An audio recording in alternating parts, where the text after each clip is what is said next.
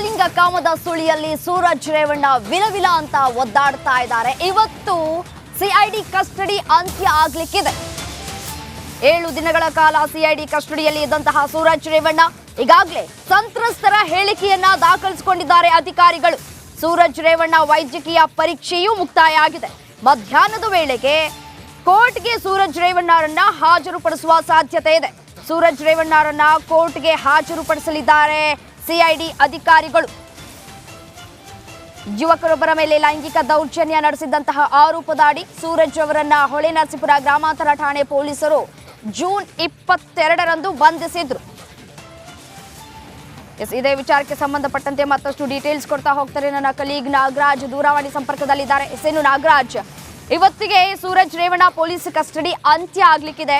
CID custody ಅಂತ್ಯ ಆಗ್ತಾ ಇರುವಂತಹ ಬೆನ್ನಲ್ಲೇ ಮತ್ತೆ ಕಸ್ಟಡಿಗೆ ಕೇಳುವಂತಹ ಸಾಧ್ಯತೆ ಇದೆಯಾ? ಮುಂದಿನ ವಿಚಾರಣೆ ಯಾವ ರೀತಿಯಾಗಿ ಸಾಗುತ್ತೆ ಅಂತ?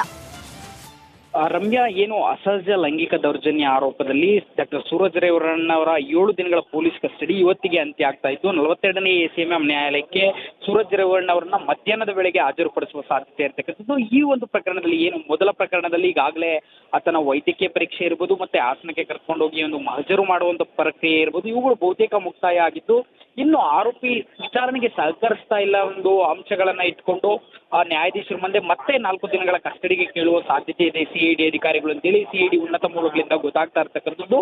ಆದ್ರೆ ಅವ್ರ ಮೇಲೆ ಇನ್ನೊಂದು ಪ್ರಕರಣ ಕೂಡ ಬಾಕಿ ಇದ್ದು, ಒಂದ್ ವೇಳೆ ಇವತ್ತು ಕಸ್ಟಡಿಗೆ ಕೊಡೋದಕ್ಕೆ ನ್ಯಾಯಾಲಯ ಏನಾದ್ರು ನಿರಾಕರಿಸಿದ್ರೆ ಅವರನ್ನ ಇವತ್ತು 1 ದಿನದ ಮಟ್ಟಿಗೆ ಏನು ಪರಪ್ಪನಗ್ರಹಾರಕ್ಕೆ ನ್ಯಾಯಾಂಗ ಬಂಧನ ವಿಧಿಸಿ ಕಳಿಸಲಾಗುತ್ತೆ. ಆದ್ರೆ ನಾಳೆನೆ ಸಿಐಡಿ ಅಧಿಕಾರಿಗಳು 2ನೇ ಪ್ರಕರಣದಲ್ಲಿ ಬಾಡಿ ವಾರೆಂಟ್ ಸಲ್ಲಿಕೆ ಮಾಡಿ ಆತನನ್ನ ಮತ್ತೆ ಕಸ್ಟಡಿಗೆ ತೆಗೆದುಕೊಂಡು 2ನೇ ಪ್ರಕರಣಕ್ಕೆ ಸಂಬಂಧಿಸಿದಂತೆ ಸ್ಥಳ ಮಹಜರು ವೈದ್ಯಕೀಯ ಪರೀಕ್ಷೆ ಪುನಃ ಮಾಡಬೇಕಾಗುತ್ತೆ. ಈ ನಿಟ್ಟಿನಲ್ಲಿ ಮತ್ತೆ ಆತ 1 ವಾರಗಳ ಕಾಲ ಸಿಐಡಿಗೆ ಕಸ್ಟಡಿಗೆ ಬರುವ ಸಾಧ್ಯತೆ ಇರ್ತಕ್ಕಂಥದ್ದು. ರಮ್ಯಾ, ರೈಟ್ ನಾಗರಾಜ್, ಧನ್ಯವಾದ ತಮ್ಮೆಲ್ಲ ಮಾಹಿತಿಗೆ.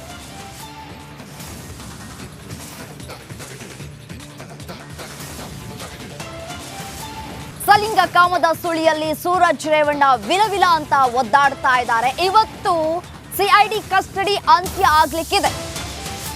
7 ದಿನಗಳ ಕಾಲ ಸಿಐಡಿ ಕಸ್ಟಡಿಯಲ್ಲಿ ಇದ್ದಂತಹ ಸೂರಜ್ ರೇವಣ್ಣ ಈಗಾಗಲೇ ಸಂತ್ರಸ್ತರ ಹೇಳಿಕೆಯನ್ನ ದಾಖಲಿಸಿಕೊಂಡಿದ್ದಾರೆ ಅಧಿಕಾರಿಗಳು. ಸೂರಜ್ ರೇವಣ್ಣ ವೈದ್ಯಕೀಯ ಪರೀಕ್ಷೆಯೂ ಮುಕ್ತಾಯ ಆಗಿದೆ. ಮಧ್ಯಾಹ್ನದ ವೇಳೆಗೆ ಕೋರ್ಟ್ಗೆ ಸೂರಜ್ ರೇವಣ್ಣರನ್ನ ಹಾಜರುಪಡಿಸುವ ಸಾಧ್ಯತೆ ಇದೆ. ಸೂರಜ್ ರೇವಣ್ಣರನ್ನ ಕೋರ್ಟ್ಗೆ ಹಾಜರುಪಡಿಸಲಿದ್ದಾರೆ ಸಿಐಡಿ ಅಧಿಕಾರಿಗಳು. ಯುವಕರೊಬ್ಬರ ಮೇಲೆ ಲೈಂಗಿಕ ದೌರ್ಜನ್ಯ ನಡೆಸಿದಂತಹ ಆರೋಪದಡಿ ಸೂರಜ್ ಅವರನ್ನ ಹೊಳೆನರಸೀಪುರ ಗ್ರಾಮಾಂತರ ಠಾಣೆ ಪೊಲೀಸರು ಜೂನ್ 22ರಂದು ಬಂಧಿಸಿದ್ರು. ಇದೇ ವಿಚಾರಕ್ಕೆ ಸಂಬಂಧಪಟ್ಟಂತೆ ಮತ್ತಷ್ಟು ಡೀಟೇಲ್ಸ್ ಕೊಡ್ತಾ ಹೋಗ್ತಾರೆ ನನ್ನ ಕಲೀಗ್ ನಾಗರಾಜ್ ದೂರವಾಣಿ ಸಂಪರ್ಕದಲ್ಲಿದ್ದಾರೆ. ಎಸ್ಎನ್ ನಾಗರಾಜ್, ಇವತ್ತಿಗೆ ಸೂರಜ್ ರೇವಣ್ಣ ಪೊಲೀಸ್ ಕಸ್ಟಡಿ ಅಂತ್ಯ ಆಗ್ಲಿಕ್ಕಿದೆ.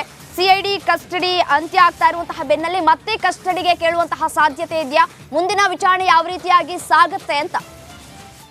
ರಮ್ಯಾ, ಏನು ಅಸಹಜ ಲೈಂಗಿಕ ದೌರ್ಜನ್ಯ ಆರೋಪದಲ್ಲಿ ಡಾಕ್ಟರ್ ಸೂರಜ್ ರೇವಣ್ಣವರ 7 ದಿನಗಳ ಪೊಲೀಸ್ ಕಸ್ಟಡಿ ಇವತ್ತಿಗೆ ಅಂತ್ಯ ಆಗ್ತಾ ಇತ್ತು. 42ನೇ ಎಸಿಎಂಎಂ ನ್ಯಾಯಾಲಯಕ್ಕೆ ಸೂರಜ್ ರೇವಣ್ಣವರನ್ನ ಮಧ್ಯಾಹ್ನದ ವೇಳೆಗೆ ಹಾಜರುಪಡಿಸುವ ಸಾಧ್ಯತೆ ಇರ್ತಕ್ಕಂಥದ್ದು. ಈ ಒಂದು ಪ್ರಕರಣದಲ್ಲಿ ಏನು ಮೊದಲ ಪ್ರಕರಣದಲ್ಲಿ ಈಗಾಗಲೇ ಆತನ ವೈದ್ಯಕೀಯ ಪರೀಕ್ಷೆ ಇರ್ಬೋದು, ಮತ್ತೆ ಹಾಸನಕ್ಕೆ ಕರ್ಕೊಂಡೋಗಿ ಒಂದು ಹಾಜರು ಮಾಡುವಂತ ಪ್ರಕ್ರಿಯೆ ಇರ್ಬೋದು, ಇವುಗಳು ಬಹುತೇಕ ಮುಕ್ತಾಯ ಆಗಿದ್ದು, ಇನ್ನು ಆರೋಪಿ ವಿಚಾರಣೆಗೆ ಸಹಕರಿಸ್ತಾ ಇಲ್ಲ ಒಂದು ಅಂಶಗಳನ್ನ ಇಟ್ಕೊಂಡು ಆ ನ್ಯಾಯಾಧೀಶರ ಮುಂದೆ ಮತ್ತೆ 4 ದಿನಗಳ ಕಸ್ಟಡಿಗೆ ಕೇಳುವ ಸಾಧ್ಯತೆ ಇದೆ ಸಿಐಡಿ ಅಧಿಕಾರಿಗಳು ಅಂತೇಳಿ ಸಿಐಡಿ ಉನ್ನತ ಮೂಲಗಳಿಂದ ಗೊತ್ತಾಗ್ತಾ ಇರ್ತಕ್ಕಂಥದ್ದು.